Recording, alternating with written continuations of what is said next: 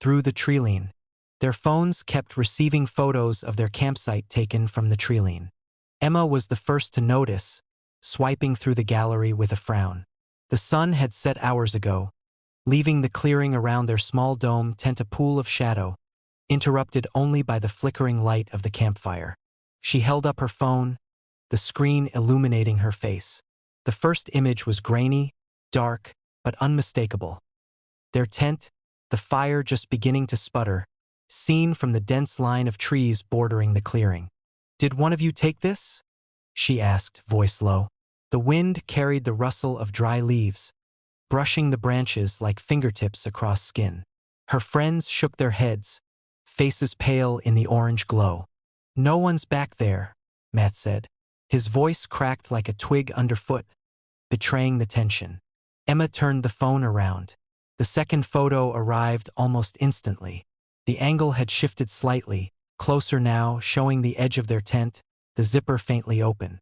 The shadows behind the trees seemed darker, denser. She felt her stomach tighten. "I swear, that's impossible," whispered Lila, sitting cross-legged near the fire. Her hands were shaking, stirring the coffee in her mug. Steam curled like smoke snakes, ghosting into the night. The next photo was waiting when Emma unlocked her phone again.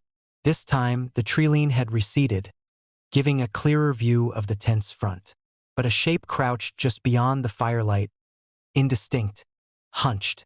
Something about it, its posture, the way it blended with the bark, made her chest tighten with a cold pulse of fear. "Someone's out there," Matt said, finally raising his flashlight. He swept it across the treeline, the beam slicing the darkness, illuminating trunks, branches, the occasional startled bird taking off in sudden flares of white. Nothing moved. The treeline stood perfectly still, silent. "Maybe it's a drone," Emma suggested, though her own voice lacked conviction. "Like some kind of prank. People always film stuff like this in the woods." Lila shook her head. "It's too precise. Too close." The wind shifted again, carrying the scent of damp earth and cold moss. It sounded almost like whispered words if she tilted her head just right, and she froze. Something faint, soft but deliberate, scratched against the ground at the edge of the clearing. Another photo arrived. Emma held it up, heart hammering. The figure was closer now, partially obscured by a tree. Something metallic glinted in the dark, almost imperceptible, like a camera lens or a small flashlight reflecting back. She swallowed. The figure's head was tilted, impossibly still. Okay, Matt said, voice rising despite himself. "This isn't funny anymore. Who's doing this?"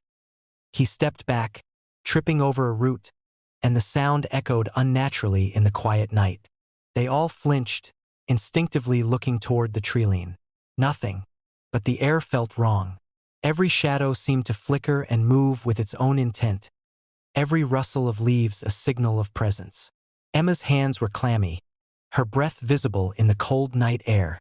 They had chosen a high-altitude clearing, expecting crisp air, star-filled skies. Instead, the black treeline felt like it was leaning in, bending the light, warping space itself. The fourth photo arrived. Emma's phone glowed against her chest. The image was shot from just a few feet away, capturing the firelight dancing across the tent's fabric. Lila was seated in the photo exactly where she was now, her back to the treeline, but her posture was subtly different, unnaturally tense, as if anticipating something. Emma's pulse thrummed painfully in her ears. "Maybe we should leave," Lila whispered. "Now." Matt shook his head. "No, we're too far in. It's dark. We'd get lost." The fire sputtered. Sparks drifted upward like tiny stars falling into the black.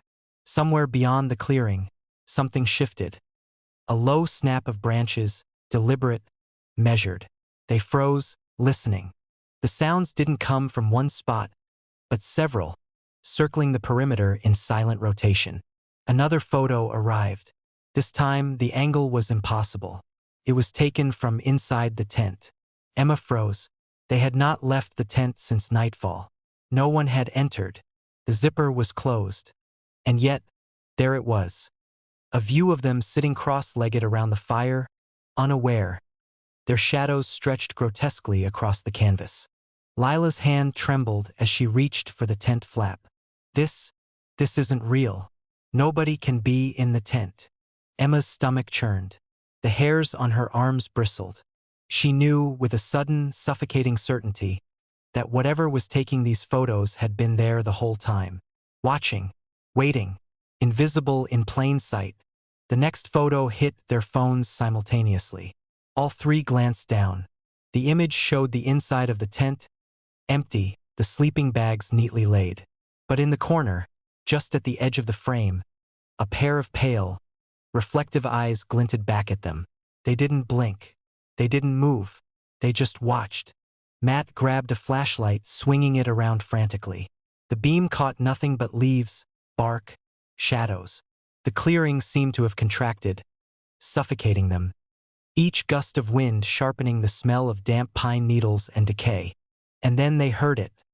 A soft rustle, close now, almost within the firelight. A footstep, not one but several. Each step calculated, slow, deliberate. But the clearing was empty.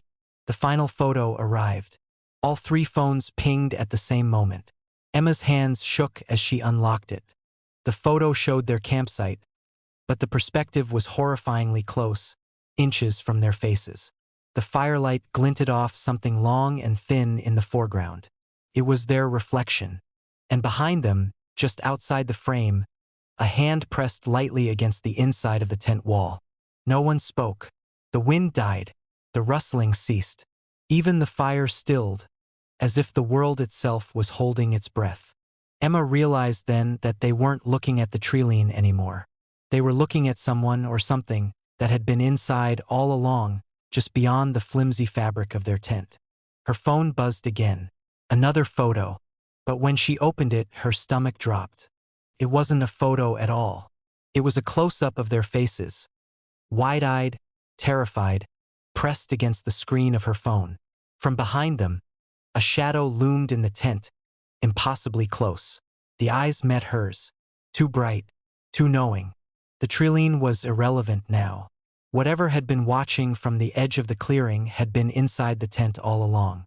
And as Emma felt the soft brush of a breath against her neck, she understood. The camera had never lied. It had only been telling the truth inch by inch, frame by frame. She dropped the phone.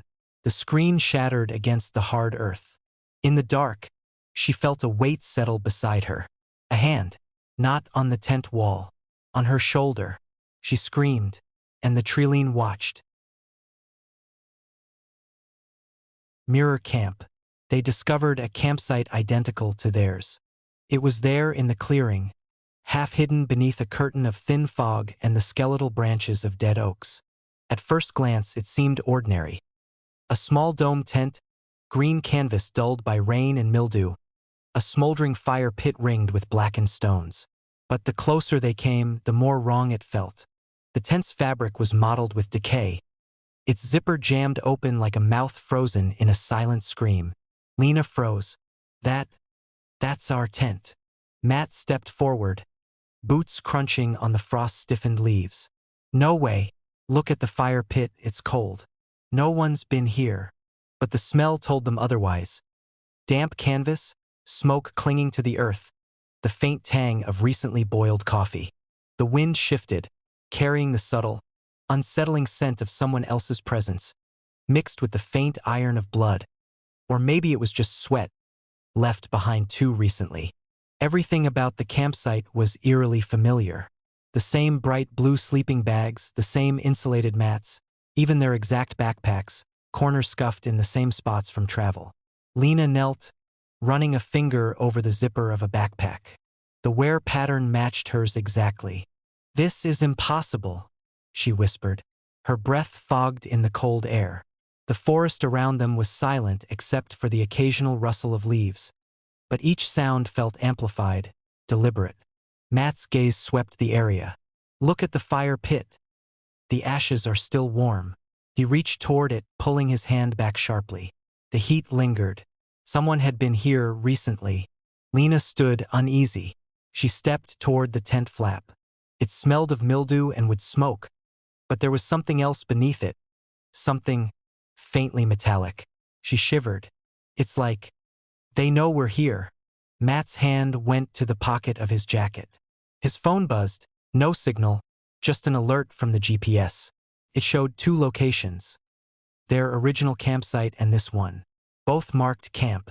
Both only a few hundred meters apart, yet both visible on the map. He shook his head. This can't be real. We set up back there. This is ours. But it's not ours. The uncanny details multiplied. A thermos, dented and scratched exactly as Matt's was. A headlamp on a rock. Lens cracked in the same place Lena's had been. Even the small notebook where she'd sketched a trail map lay half open on the ground. Pages warped by moisture but unmistakably hers. It's mirroring us, she said, voice trembling. Everything we own is here. Down to the smallest things.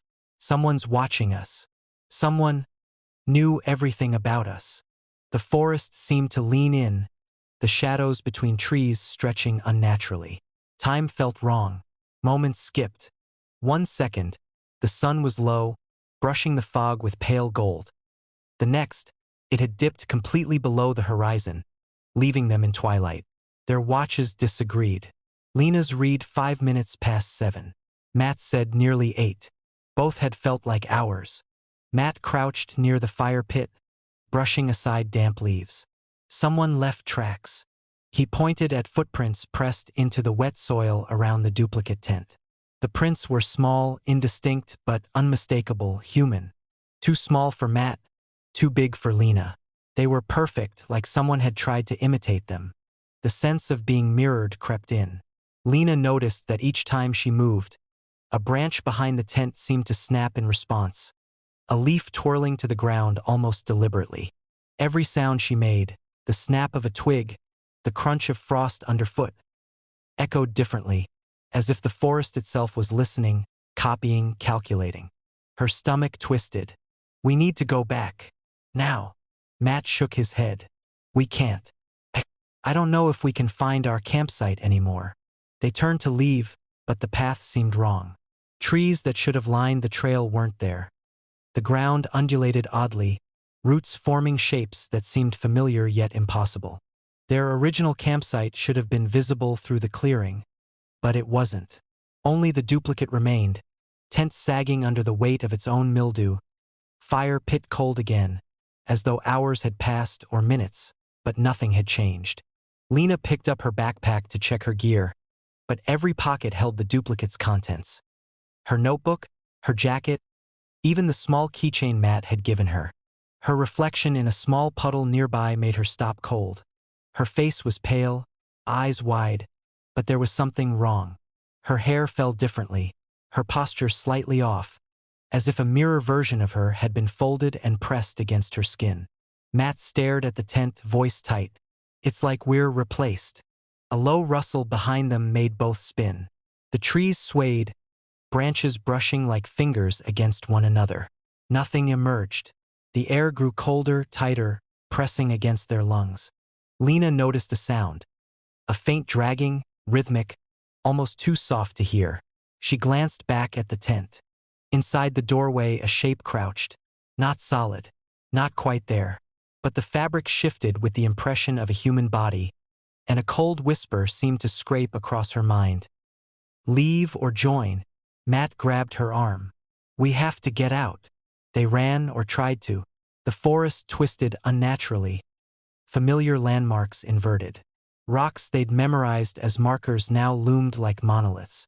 Roots tangled like traps. Each turn led back to the same clearing, the same decaying tent, the same mirrored gear. Lena stumbled, catching herself on a branch. Something glinted at her eye level. A small object, her own compass, hung from a thin, blackened string tied to a nearby sapling. The needle spun wildly, indecipherable. Stop, she whispered. It's following us, copying us. Everything we do. Matt's phone buzzed again. Not a signal this time, a photo. They looked down together. It was the campsite, their campsite, only now they were in the frame, sitting in exactly the positions they'd held the first time they discovered the duplicate. But in the photo, the original tent, back where they had thought they started, was empty. The sleeping bags were neatly folded, the gear untouched. Lena's stomach sank. That's not ours. We left ours behind. The realization hit like frost. They had been occupying the duplicate all along. The original campsite, their real campsite, had been abandoned and decaying, mirrored perfectly across the clearing. Every detail, every personal item, down to the smallest scratch on the water bottle, had been duplicated. And now, in this subtle, warped version of reality, they weren't themselves anymore. The forest seemed to breathe around them. Rustling leaves, a cold wind that carried faint whispers, the scent of damp earth and old smoke. They were trapped in a reflection of themselves, observed by someone or something that had been patient, meticulous, and terrifyingly accurate. Lena looked around at the mirrored campsite. The fire pit was cold. The tent sagged. Their belongings were theirs and not theirs. The air pressed in. And in the corner of the clearing, almost imperceptibly, she saw the outline of a figure crouching behind a tree, arms folded, watching them with quiet, deliberate intent. They weren't alone. They never had been. The forest waited.